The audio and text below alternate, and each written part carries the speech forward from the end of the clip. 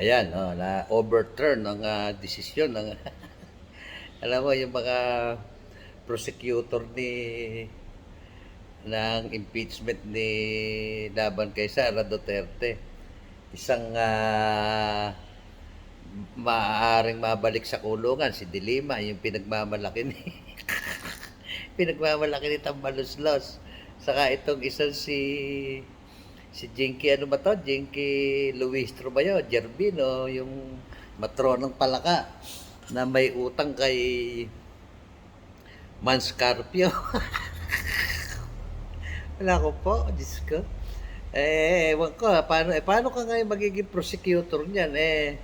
Baka mabalik ka sa kulungan na Senator Saba, Senator Saba, Congresswoman sa baba, paano ba? Ano may tatawag ko sa'yo? Balik kulungan kaya ta, ano? Patay tayo dyan. Nakakatawa ito, nagmukha na talaga kayong, kayong mga dilawan at loyalistang bangag, yung nakakapagtaka itong mga ito, ano? Sila yung pinoprosecute nila itong si Sara Duterte, no? Samantalang sila yung may mga kaso, no? Katulad ni Franz Castro, convicted. Itong si Jervin Luistro, may utang. Si Dilima, ngayon, kinuha nyo. Malaking malaki pa si ano, at sabi nung ibang, sabi ni Congressman na Joel Chihuahua, ano, may mataas daw ang attorney de Campanilla raw. Baka attorney de Saba. Yun, meron ngayong in-overturn, kumbaga binaligtad yung desisyon na parang kung titignan mo, balik kulungan ito si Dilima, ewan ko kung ano gagawing legal action ito si Dilima, alam mo naman yung mga yan, sanay sa hindi sumunod sa batas yan, isipin mo nga si Lola Gwendolyn, nakamukha ni Lilia Cantipay, sinususpindi ng ombudsman, ayaw bumaba. Natalo na, suspendido pa, ayaw pang bumaba. Anak ng kamoting kahoy yung mga bata mo, Bongbong Marcos. Isang makukulong, isang hindi nagbabayad ng utang, yung ibang mga prosecutor mo, mga sangkot sa korupsyon. Tapos kayo, ipoprosecute nyo, kayong mga prosecutor diyan sa impeachment, wala naman kayong kredibilidad.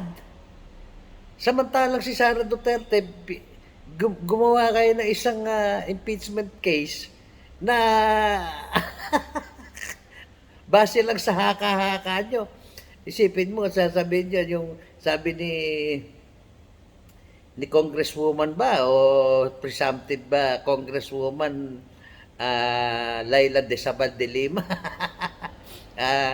Malakas daw ang kaso nila kay mas malakas ang kaso sa'yo dahil ikaw ay in-overturn nga yung maglayaw. Tangina. Pero gobyerno itong bansa natin, puro kababuyan. Baligtad ang nagpa-prosecute, yung may mga kaso. Tapos ang pinaprosecute nila itong si Sara Duterte, na wala namang kaso, walang malinis ang pangalan. Dinudumihan nila, samantalang sila korte na nagsasabi na talagang sila pinagmamalaki pa ewan ko kung sino yung mga dilawan ng mga vloggers na si Congressman Chihuahua pala may sabi, mga de Campanilla raw. Todo na ba yan? Lakas nyo na yan, mga dilawan, mga bangag, todo na ba yan? Yan na ba pinakamagaling nyo? Si Laila de Lima, paano kaya yan? Baka makulong. Itong mga ito. May utang, baka makulong. Utangin ang buhay, yung buhay nyo na yan. Alam ba naman katuwa na kayo. Naglansa na itong mga loyalistang bangagat dilawan. Alalang malang gawin. Wala na, tapos na kayo. Kinakarma na kayo. Naku, tagilan. Natatawa na lang ako sa katarantaduhan. Naku po, saba. Ah, balik sa kulungan. Ewan ko kung magbabayad na ito si Jervin Luistro, nanghihingi ng resibo. Madam Vice President, soon to be President Sara Duterte, bigyan mo nga ng resibo ito. Total marami naman tong